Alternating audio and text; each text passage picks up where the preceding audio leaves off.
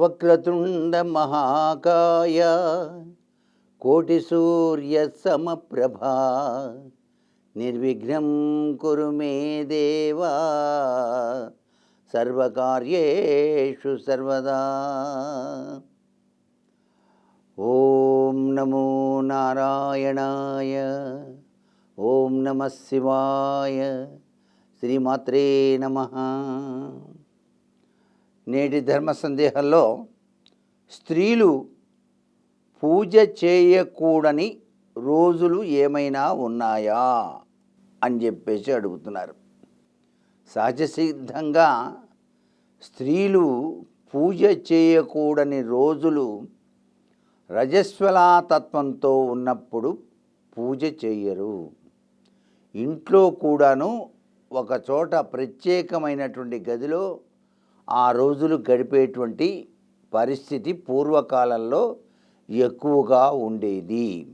అంతేకాకుండా మనం ఏదైనా దివ్య క్షేత్రాన్ని సందర్శించటానికి బయలుదేరినప్పుడు కూడా తెలియకుండా గనక స్త్రీలకు సెలవు వచ్చినట్లయితే, రజస్వల అయినట్లయితే తప్పనిసరిగా ఆ పుణ్యక్షేత్ర దర్శనం మానుకోవాలి. ఇలా ఇష్టం వచ్చినట్టు పూజలు చేయటానికి వీల్లేదు స్త్రీలు. అలాగే స్త్రీలు పూజించుకోవలసినటువంటి ముఖ్యమైనటువంటి విధి విధానాలు ఏంటి అంటే, శాస్త్రంలో నోములు నోయటం. ఎవరైతే స్త్రీలు తప్పనిసరిగా వివిధ రకాలైనటువంటి నోములు నోముకుంటారో వారికి సౌభాగ్య సిద్ధి, ఐశ్వర్య సిద్ధి, ఆరోగ్య ప్రాప్తి కలుగుతాయి అంటోంది శాస్త్రం. నిత్యం కూడాను స్త్రీలు పూజ చేసినట్లయితే వారు చేసేటువంటి పూజలో స్వగభాగం కూడాను భర్తకు వచ్చి తీరుతుంది అని కూడా శాస్త్రం. అందుచేతనే చాలా విశిష్టవంతంగా స్త్రీలందరూ కూడాను నోములు నోయటం, పూజలు చేయడం చేస్తూ ఉంటారు. చాలామంది సూర్యోదయాత్పూర్వమే నిద్ర నుంచి లేచి చక్కగా స్నానాన్ని ఆచరించి పసుపు పూసుకొని కాళ్లకు పవిత్రవంతమైనటువంటి మనోభావాలతో వాళ్ళు నిత్యం కూడాను తులసి మాత దగ్గర, అంటే తులసి ఉన్నటువంటి ఆ యొక్క కోట దగ్గర చక్కగా ముగ్గు వేసి అలంకరణ చేసి దీపారాధన చేసి తులసి కవచం అనేటువంటిది చదివేటువంటి పూజ చాలా గొప్పదిగా మనకు శాస్త్రాలు తెలియజేస్తున్నాయి. అట్లాగే శుక్రవారం వచ్చింది అంటే స్త్రీలందరూ కూడాను లలితాదేవిని అందరూ కలిసికట్టుగా సాయం సంధ్యా సమయంలో కూర్చొని పారాయణ చేసేటువంటి విధి విధానం కూడా ఉంది. ఇలా చేయటం వల్ల ఏం జరుగుతుంది? ఉపద్రవాల నుంచి దేశం రక్షించబడుతుంది అని శాస్త్రం.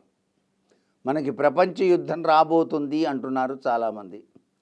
అది రాకుండా కాపాడే శక్తి ఎవరి దగ్గర ఉందంటే, స్త్రీలందరూ కూడా కలిసి ప్రతి ఇంట్లో కూడాను మూకుమ్మడిగా శుక్రవారం నాడు గనక సాయం సంధ్యా సమయంలో లలితా స్తోత్ర పారాయణ గనక చేసినట్లయితే దేశ అభ్యున్నతి కోసం, శాంతియుత వాతావరణం కోసం అని చెప్పేసి భావన చేస్తే వచ్చే యుద్ధం కూడా ఆపే శక్తి ఒక్క లలితాదేవికే ఉన్నది.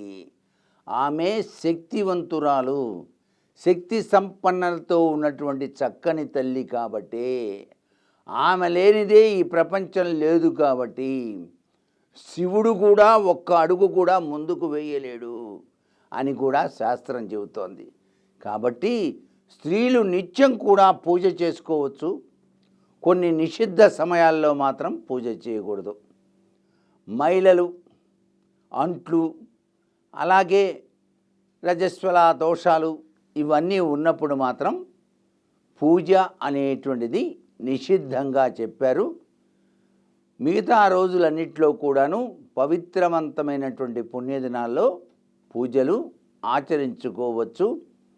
లలితా సహస్రనామ పఠనం అందరూ కలిసి గనక పాటించినట్లయితే దేశాభ్యుదయం శాంతియుతంగా నడపడానికి ఆస్కారం ఎంతగానో ఉంటుందనే విషయాన్ని ప్రతి ఒక్కరూ గ్రహిస్తారు కదూ. సర్వే జనా సుఖినో భవంతు.